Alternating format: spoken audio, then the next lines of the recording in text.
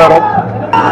మమ్మల్ని అభిమానించే మా శ్రేయోభిలాషులు, మా అభిమానులు, మా మంచి కాంక్షించే ప్రతి ఒక్కరికి మా ఇంట్లో జరిగినటువంటి ఈ శుభవార్తను మీతో పంచుకోవాలని, ఈ మీడియా మిత్రుల ద్వారా మీతో ఆనందం పంచుకోవాలని ఈ వేదిక నేను అవకాశంగా తీసుకుంటాను. చాలా చాలా సంతోషంగా ఉంది. ఇటు మా కొడిద్ర ఫ్యామిలీ, అటు అనిల్ గారు అంటే కామినేని ఫ్యామిలీ ఇద్దరు చాలా సంతోషాన్ని మీ ద్వారా వ్యక్తపరుస్తున్నాం. రామ్ చరణ్, ఉపాసన రాత్రి కవలకి జన్మనిచ్చారు.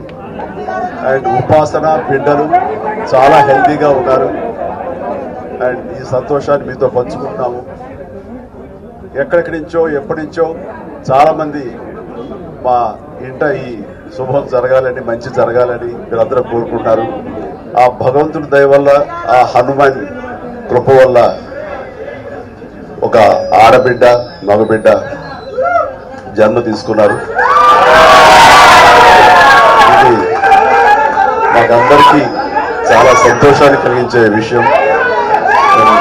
మమ్మల్ని అభిమానించే వాళ్ళకి, మా మంచి కోరుకునే వాళ్ళకి ఈ వార్తని షేర్ చేసుకోవడం అన్నది నాకు అత్యంత ఆనందంగా ఉంది.